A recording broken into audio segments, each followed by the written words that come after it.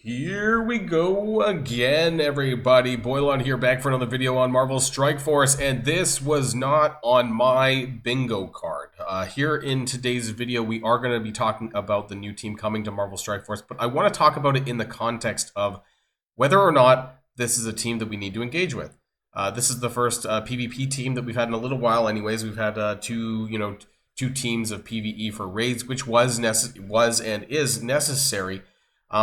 I want to talk about the team in its totality, what it's going to do for Marvel Strike Force, what's going to happen if we don't build these, right? So there's a lot of people who are sitting on training module crunches, and there's characters and reworks coming out, like crazy, and you might not have the resources to do this. So I do want to kind of dive in a little bit as well. Okay, if we decide not to, let's just say, right? Let's say we skip it. I know a lot of people are out there going to say nothing is skippable, but I have proven that you can. There are just some things that you need to be aware of when you do that. So we're going to talk about that and more in today's video, so let's boil this down.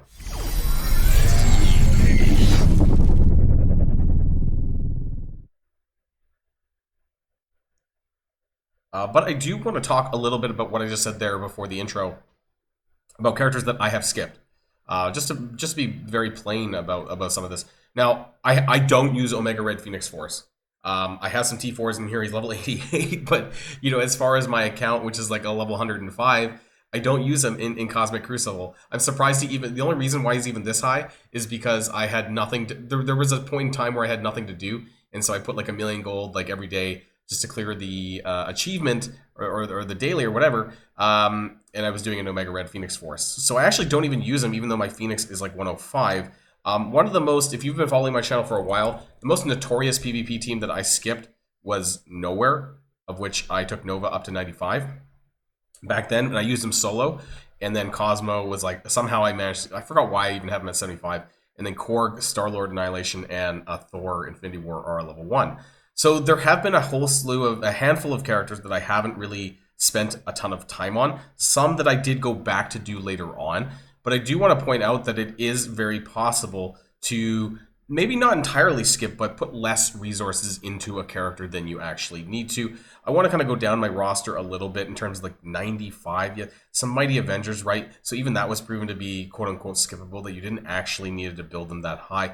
You only really needed Hercules for the Uncanny Avengers. I'm trying to think of some other stuff. War Machine, honestly, I'm surprised I even got him to 95. I really was reluctant to even do this, and it hasn't really made too much of a difference for me. So there, honestly, I know that we're in the new age of Annihilus, so things are going to turn out a little bit differently than what they were before this, but I think that there is space where you can upgrade a little bit less on characters and it's not going to kill you. We're going to talk about that and about what I mean, though.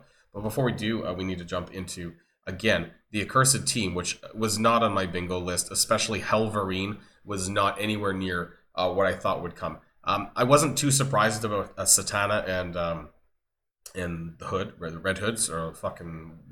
I when it comes to the lore, I know like F all about these characters, but I did look them up a little bit once I found out. This is going to be a Cosmic Crucible team, and the Juggernaut and Mordo, it says they're undergoing big upgrades, but honestly, I took a look at the reworks, and it didn't seem that stellar.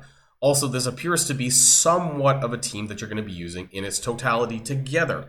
Although what I did see was that there was going to be some... the text for the team, I think, was 3 or more Accursed, not 4 or more. So that was kind of interesting. So there might be a room for you to take somebody out and then put in another character when it comes to theory crafting. But as far as what I am aware, I've heard that there has been testing on this team in Alliance War, and they suck, from what I understand. So I would not expect this team to be very good outside of Cosmic Crucible. So I'm not going to go entirely into the kits, because that's kind of what I do in the Should You Core videos, which I suppose the first one coming around will be Satana. Probably. They're usually released in the order that they're listed in blogs. This normally is the case. So her, Helverine, and the Hood. Why was I thinking Red Hood? Is that DC? No, I don't know. But anyways. And so we have 3 different characters coming out here. They're all Mystic, which is crazy, because your Mystic gear is going to get smashed if you end up building this gear. Even red, honestly, even your red Mystic gear might get. I was trying to find something where I had like not a G Mystic. I guess Electro's Mystic, right? As far as not G20s, but like just general Mystic gear. If you build enough of these, you'd be surprised how fast this could actually go. If you, especially like 5 in a row, right? If you're building them all up to G19 or like 19.5 or anything like that, you'd be surprised how fast this gear can actually get demolished. So I would be careful about this too, especially since they're all of the same origin, which is kind of rare. We've had a lot of mixed teams lately, so this one was a little bit of a surprise to me. But anyways, let's go back to this. So we have a lot of villains. Now this is good, but unfortunately they're not city, which is what people were looking for in terms of a Dark Dimension 8 and Odin. So we have villain cosmic, which again is not really a trait that we necessarily need, like not that it matters really as far as Dark Dimension or any chases like that goes. Again, I'm just going to skip through the kits. I'm not going to go through a lot of this. There's a lot of Accursed callouts, but particularly in the passive or things I saw, like there's 2 or more Accursed on the special. I don't know if I saw 4 or more Accursed. I think I just skimmed it, honestly, because we're going to go into this in more details when I do the character breakdowns at a later time. But I do remember seeing things like 3 or more Accursed. Maybe it's not on her anyways, but on some of the other character kits as well. So there might be some room. I admit I am not a Cosmic Crucible expert. We're going to get to that after we finish this, though, about why you may or may not need them or want them. Helverine, villain, Cosmic as well. Don't know anything about him, but I guess it's because of his the Flaming Skull stuff. You know, they're just chuck the Cosmic tag into him. Mystic Brawler. And was it on him, though? That 3 or more Accursed on the ultimate, so there is that to apply ability block to all enemies. And I don't think I saw 4 or more ever, which is okay. Which means that you could actually take one of them out and put in maybe Mephisto or some other mythic plug-and-play, something like that. The Hood, villain global. So he is a global character, kind of like Taskmaster, villain global, right, in terms of his traits, though. But they are all mystic, so that is a little bit of a problem. And then I think 3 or more Accursed. So I'm not seeing any 4, which is fine. That's nice.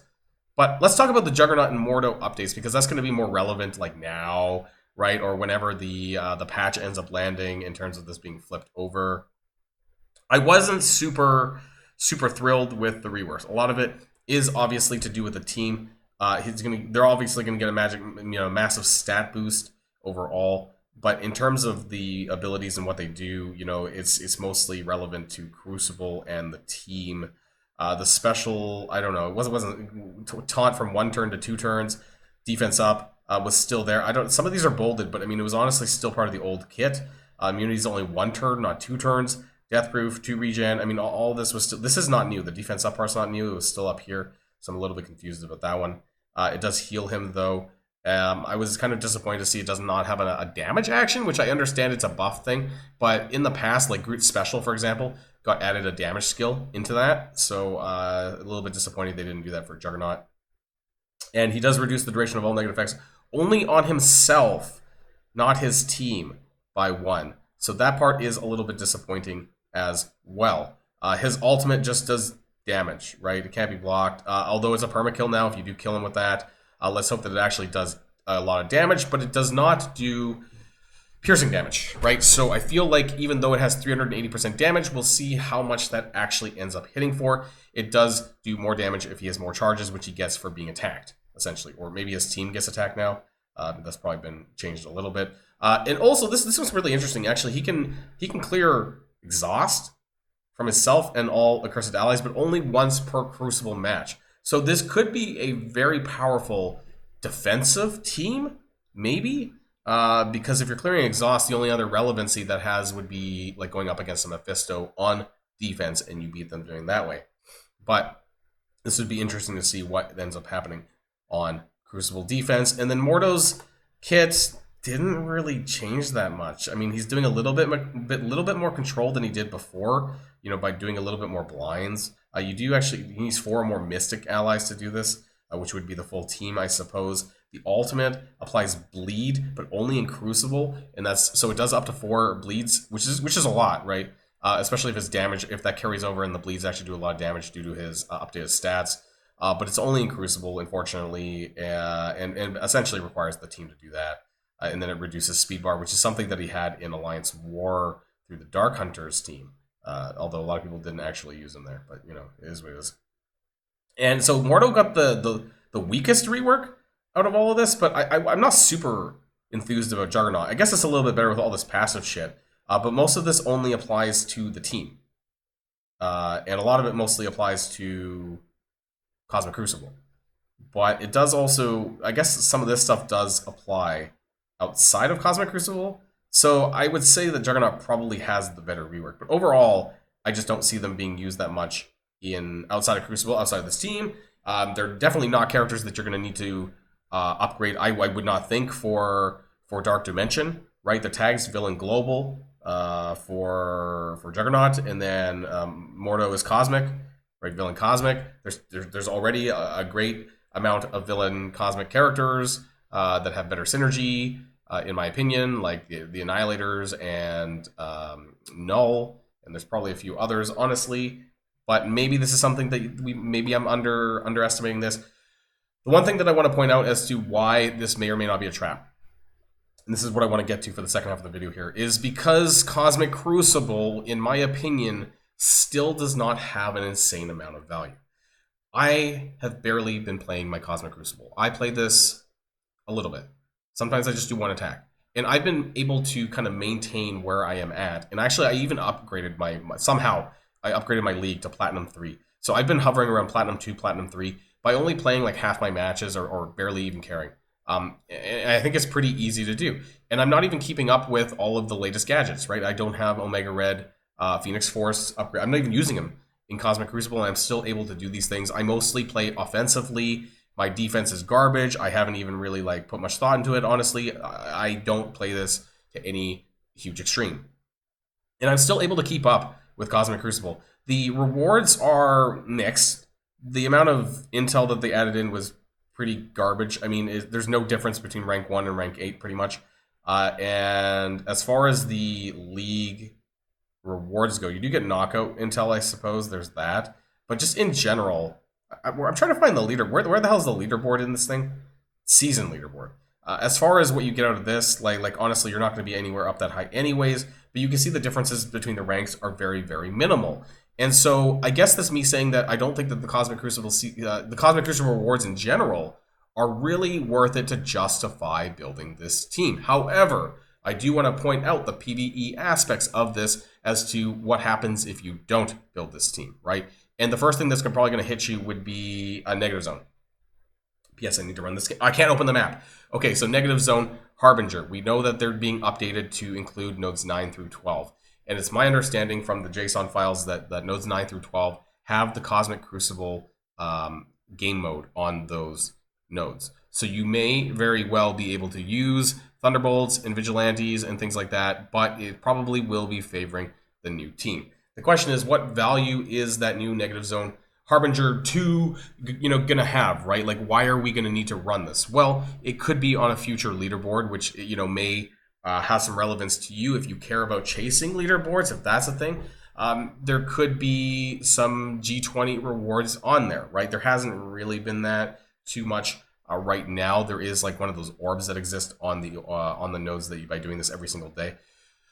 What I'm afraid of is that with all these new negative zone stuff is that we are going to have to be running negative zone every single day for the next 3 months or until the end of Quasar, and then maybe even again in the next legendary. I really hope this is not the case because I've really not enjoyed having to run negative zone every single day. Now, I don't have to do it, right? That's the thing, right? But I feel somewhat compelled to do it. And maybe when this leaderboard is done, I won't. Even if it's available, I may not run it. And so that's one thing, right? Is that if you do not upgrade your Mordo and your Juggernaut to 100 plus, you may not be able to do the latest negative zone nodes. Is that going to kill you? Well, I mean, I guess it depends on how much you're min-maxing your resources, how much you care about some of the events. When it comes to being able to get shards for Quasar, though, I don't think it will impact you. Because we are going to be going into month 2 of Harbinger, but none of these actually, made you really upgrade these characters. It said, sure, battle in raids with Vigilantes, battle in raids with Thunderbolts, but none of these actually force you to level them up. You could have done this at level 1, right? So that part's not a big deal. So when it comes to actually getting Quasar shards, I don't think that it is actually related to having the Accursed team up. I don't think you're going to have to upgrade them in order to get shards for Quasar. That's not it. Where it could impact later on as well is going to be the Invasion Event Quasar Part 2, when it comes back around the second time, where there will be added nodes to it, where it might require you to upgrade your Accursed team in order to use them to get higher than a 4 red Quasar. Because right now we're currently being locked at a 4 red, but this should be viable with just our Vigilantes and our Thunderbolts characters at like gear tier 18, because it seems to be at a point level where you don't need to run the highest difficulties, which is why there are these other milestones down here below. So honestly, I believe if you're in a position where you can't afford to upgrade them, I think it's okay. You know what I'm going to do personally? I'm actually going to leave them where they are right here. I am not going to level them up until I feel absolutely compelled to do so. One, because they're a PvP team, and I have this thing about PvP teams. I am more in favor of PvE characters, which is why I use my cores on Vigilantes and Thunderbolts. I am not going to be coring, typically. I don't think so. For the Accursed team, I am going to be leaving them where they are, and I'm going to see how long that I can go without actually upgrading them until I feel absolutely compelled that there's no way around it, that I absolutely have to do it. I do have the resources to do it myself, but I've been finding that gold has been a lot less than in recent weeks. I actually have dipped below 400 million gold for the first time ever, and I'm not recovering it as fast as I used to. I think there's a lot less gold coming into the game than there was about a month or so ago, but that's just me.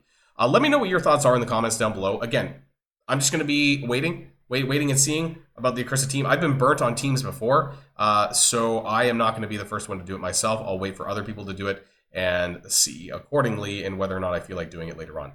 That's going to be it for now, though. Let me know what your thoughts are in the comments down below, and I'll see you guys on the next video. And if you like this video, make sure you hit that subscribe button if you haven't already, and you'll be greatly helping out the channel. Have a great day, and I'll see you guys on the next one.